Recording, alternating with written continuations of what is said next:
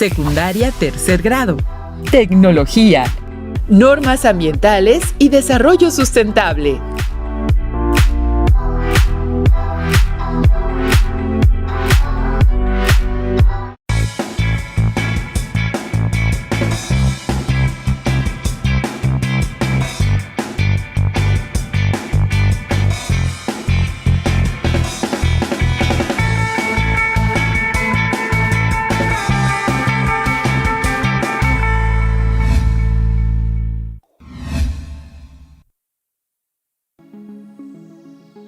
Alumnas y alumnos de tercer grado de secundaria, les doy la bienvenida a este espacio dedicado al área de tecnología de la estrategia Aprende en Casa 3.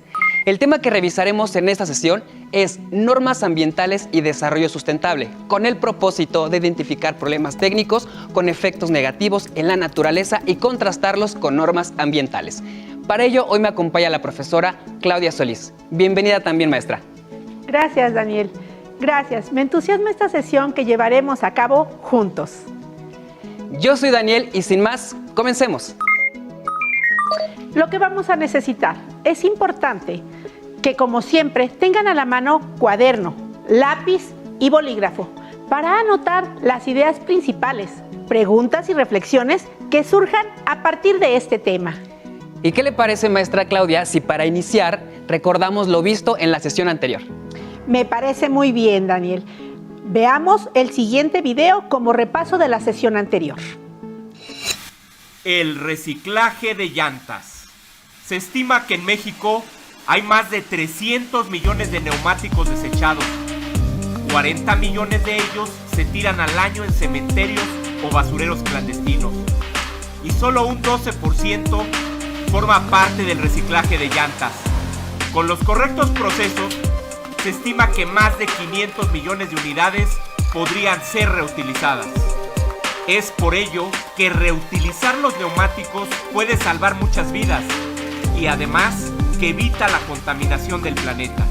Las llantas, al reciclarse, pueden funcionar para distintos usos tecnológicos, dada la gran variedad de recursos que tienen, entre los que se encuentran el caucho natural y sintético, carbón, fibras textiles como nylon, poliéster, rayón, así como metales como el alambre y el acero.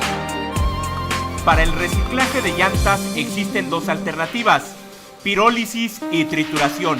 Veamos en qué consisten estos procesos. La pirólisis consiste en quemar las llantas sin oxígeno, lo que permite la recuperación del 100% de los materiales que la constituyen. Estos componentes salvados pueden ser reutilizados en otros procesos industriales o en la fabricación de llantas nuevas. La trituración se basa en moler las llantas hasta obtener diferentes tamaños de partículas que pueden utilizarse para diversos fines. En esta técnica se separan el acero y las fibras textiles del caucho mediante un electroimán, para así salvar las partículas que podrían ser reutilizadas. El reciclaje de llantas, además de que sirve para crear nuevos neumáticos, pueden tener otros usos. Estos usos son principalmente gracias a piezas como el caucho y otros materiales. Pueden funcionar para sellar productos con grietas, hoyos o perforaciones, impermeabilizar techos y paredes, la fabricación de tejas, adoquines, losetas y materiales para la construcción. Uso deportivo como construcción de pistas de atletismo, canchas, balones, etc. Reparación de asfaltos en calles maltratadas, fabricación de suelas de zapatos. Es por ello que los invitamos a que conozcan las tecnologías que se preocupan por el cuidado del medio ambiente. Y recuerden, ustedes también pueden sumarse a las acciones para el reciclaje de llantas, llevando las unidades que ya no necesiten a centros de recolección. Y contribuyamos todos al cuidado de nuestro medio ambiente. Piensa en verde, ganamos todos, incluyendo el medio ambiente. ¡Gracias! Viendo el video y haciendo memoria, podemos considerar que el reciclado es parte importante del desarrollo sustentable y todas las personas podemos contribuir de alguna forma. Así es. Hoy en día, lo importante es cuidar y no dañar el medio ambiente. En esta ocasión, veremos cómo las normas ambientales son muy importantes para alcanzar el desarrollo de forma sustentable. Es correcto, maestra. Es un hecho que seguir la normatividad en materia ambiental cambia nuestro estilo de vida. Veamos el siguiente video. Pongan mucha atención. Hoy hablaremos de un tema importante: los combustibles que utilizamos en la mayoría o casi todas las actividades que realizamos diariamente. Si bien es cierto, el uso de los combustibles nos facilita nuestras actividades, la contaminación que generan es un problema grave en muchos países. Y el nuestro no es la excepción. Al utilizar hidrocarburos, contaminamos el suelo, el agua de ríos, lagos, lagunas, mares, océanos y el aire que todos respiramos. ¿Cómo podemos disminuir la emisión de contaminantes? Recordemos que al usarlos como combustibles es un material que reacciona con el oxígeno liberando energía en forma de luz y calor. Los hidrocarburos son compuestos orgánicos formados por hidrógeno y carbono y reciben el nombre de combustibles fósiles porque se originaron hace millones de años a partir de animales y plantas que quedaron atrapados bajo capas del suelo. Estos restos fósiles estuvieron sometidos a condiciones específicas de temperatura, altas presiones y escasa disponibilidad de oxígeno. Hoy en día, los hidrocarburos son extensamente utilizados como fuente de energía. El petróleo es tan importante que las economías mundiales están basadas en su comercialización. Por ello se le llama oro negro. Los países productores de petróleo invierten gigantescas cantidades de dinero al construir instalaciones para extraerlo y refinarlo, obteniendo grandes ganancias. Algunos de sus derivados que se usan como combustibles son la gasolina, el queroseno y el diésel. Otros combustibles fósiles muy utilizados son el gas natural y el carbón mineral. La energía que se obtiene a partir de los combustibles es aprovechada en la mayoría de los aparatos y dispositivos que requerimos que se muevan o emitan luz, sonido o que transfieran calor. La energía liberada al quemar los combustibles fósiles se encuentra almacenada en los enlaces que unen a los átomos que los constituyen. La cantidad de energía liberada dependerá del tipo de combustible que se use. Al utilizar gasolina o gas natural en vez de carbón, obtenemos mayor rendimiento. Esto explica la razón por la cual a nivel mundial se ha privilegiado la inversión en estos dos combustibles. Al generalizarse su consumo, los costos de producción bajan y tenemos fuentes de energía relativamente accesibles y para las cuales hay instalaciones adecuadas para su producción, almacenamiento y distribución. Los hidrocarburos son realmente útiles. Sin embargo, el uso intensivo de algunos de ellos ha generado serios problemas de contaminación que impactan el clima global y afectan la salud de muchos seres vivos. ¿Todos los hidrocarburos contaminan igual? ¿Qué sucede con el carbón mineral? El carbón mineral es un combustible que se fue formando lentamente desde hace millones de años a partir de restos vegetales depositados en cuencas de agua y cubiertos por sedimentos. Este combustible se utiliza en plantas generadoras de energía eléctrica llamadas carboeléctricas. Países como China, India y Estados Unidos producen la mitad o más de su fluido eléctrico mediante el carbón mineral. En México, este combustible se utiliza para generar el 10% de la electricidad total.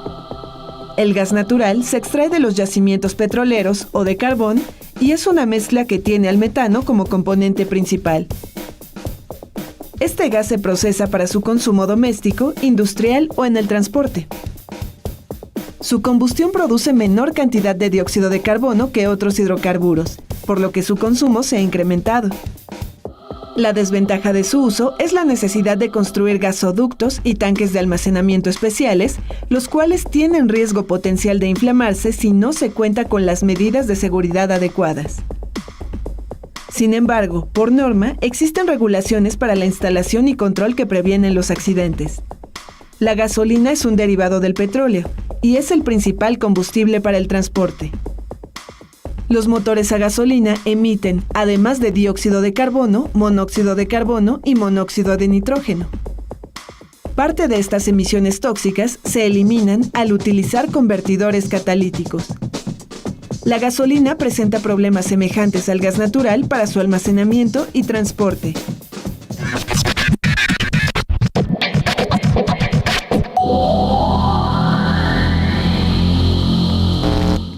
El petróleo, el gas natural y el carbón, entre otros, son recursos energéticos no renovables.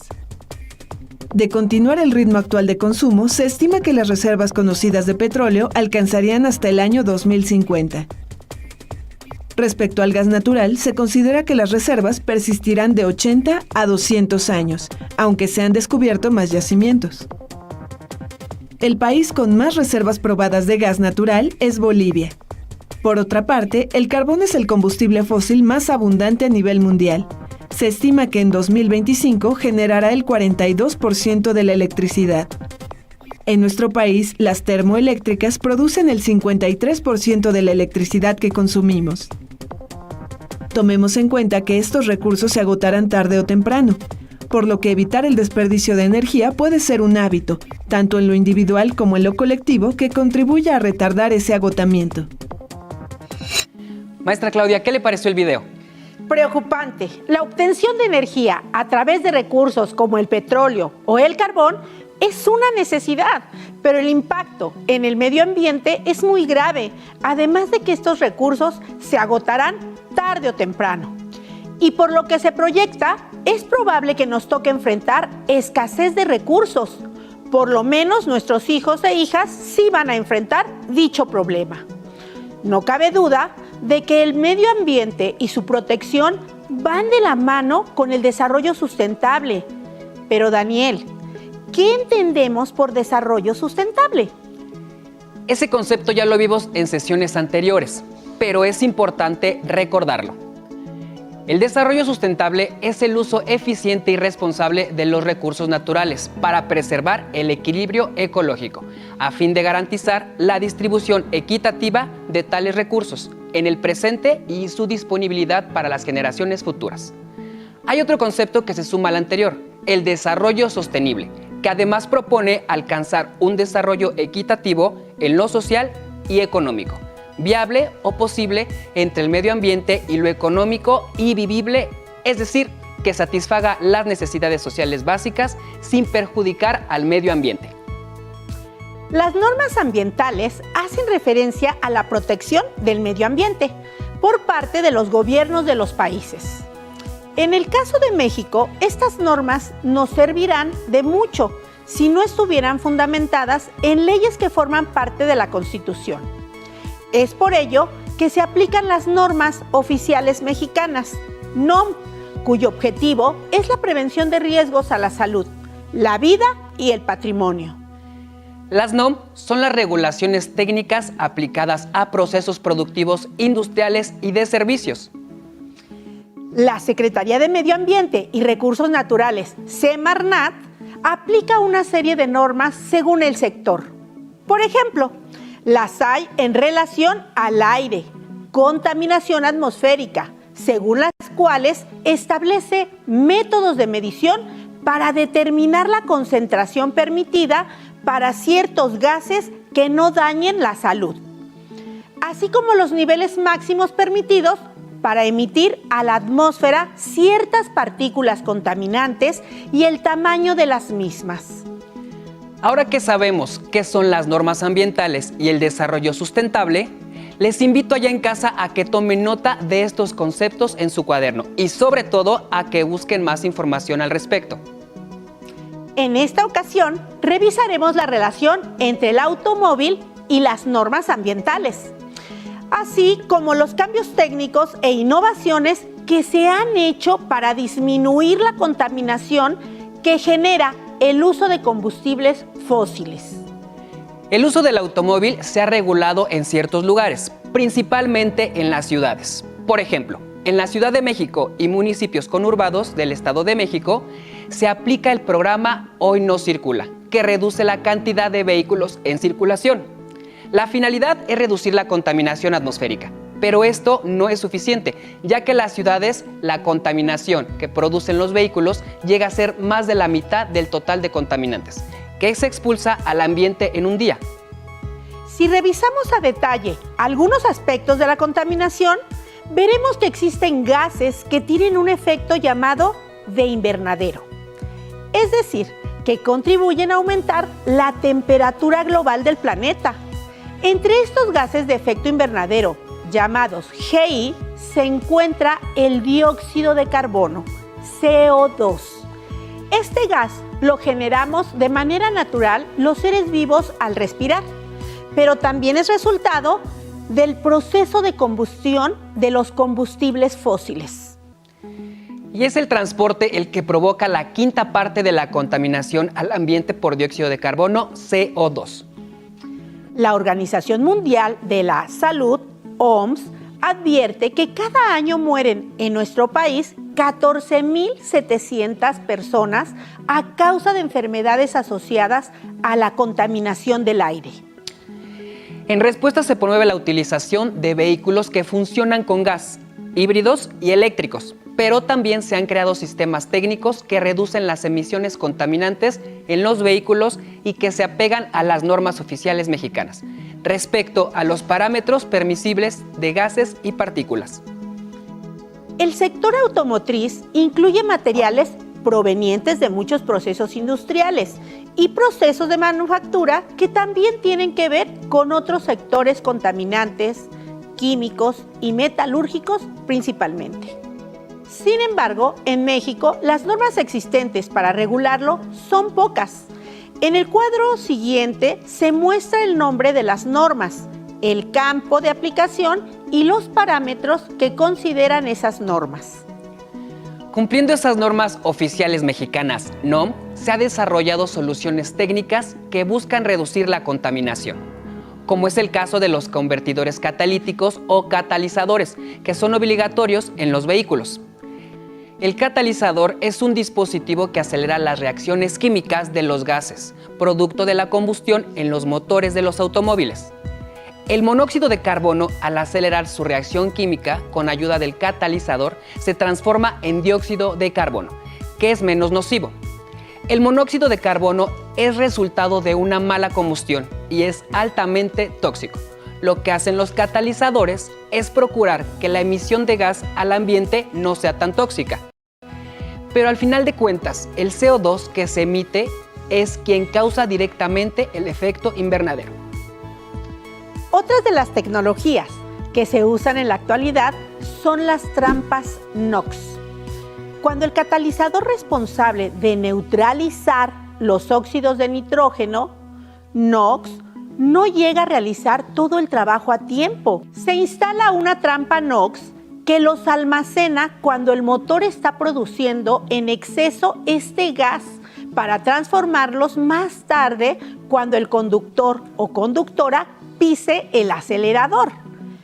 Veamos el siguiente video en el que daremos cuenta de los combustibles y tecnologías alternas para reducir el impacto ambiental.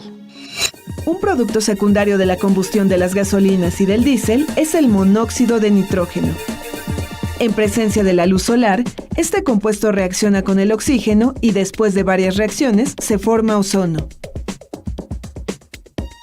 Este contaminante de la troposfera es un gas oxidante que provoca la irritación de las mucosas y el tejido pulmonar. Los otros efectos son irritación de los ojos, tos y dolor de cabeza. Cuando las concentraciones son muy elevadas, puede afectar la función respiratoria. En las ciudades muy pobladas, entre las 10 de la mañana y las 4 de la tarde, la concentración de ozono en el aire es más alta, por lo que se recomienda evitar actividades al aire libre. El ozono es también perjudicial para las plantas. Afecta a sus células y disminuye la actividad fotosintética. Los combustibles son valiosos en muchas de las actividades humanas, pero producen contaminación. Por ello, se hacen notables esfuerzos para sustituirlos con otras fuentes de energía y así disminuir las emisiones contaminantes. Para generar la electricidad que requerimos, hay que buscar fuentes de energía limpia, económica, amigable con el ambiente y sobre todo, renovable. Igualmente, es necesario seguir desarrollando combustibles alternos para los vehículos, así como fabricar masivamente los motores adecuados. En todo el mundo se hacen investigaciones y proyectos para mejorar las características de combustibles alternos y generalizar su uso. Una fuente potencial de energía es la biomasa, que involucra la obtención de combustibles a partir de plantas y microorganismos o de desechos como el estiércol.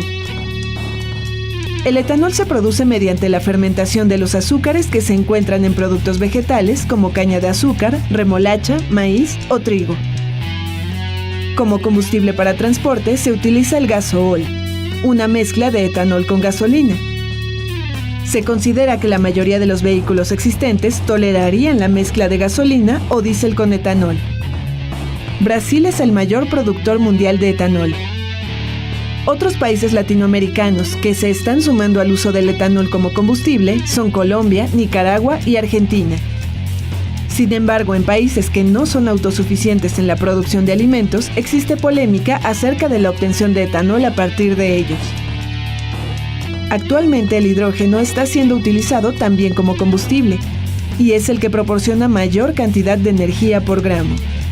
La investigación y tecnología para usarlo está en pleno auge. Se han encontrado maneras de producirlo a partir del etanol con base en catalizadores como el cobalto. ¿Qué les pareció el video? ¿Se habían preguntado sobre las energías alternas que se pueden producir a futuro? Fíjense que me llamó la atención saber cómo está compuesta la gasolina, el octanaje que tiene y cuál contamina más. Para hacer un resumen del tema, debo decirles que las normas ambientales y el desarrollo sustentable van de la mano.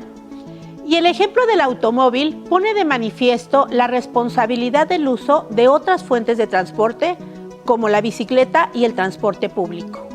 Es necesario saber que nosotras y nosotros somos responsables del cuidado respetuoso del medio ambiente.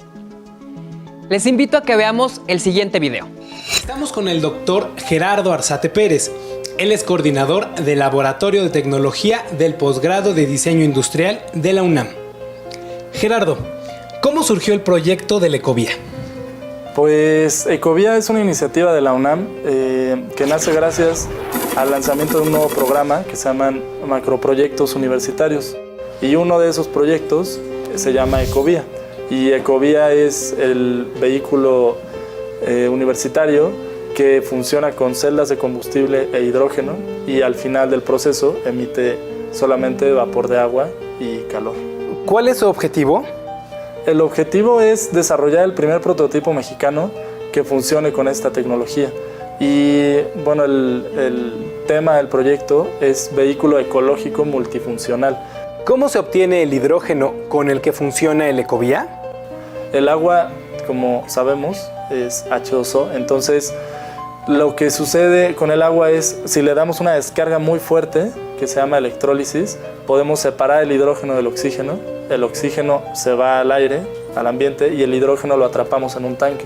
Y ese tanque lo podemos colocar en la Ecovía y utilizar el hidrógeno para que funcione.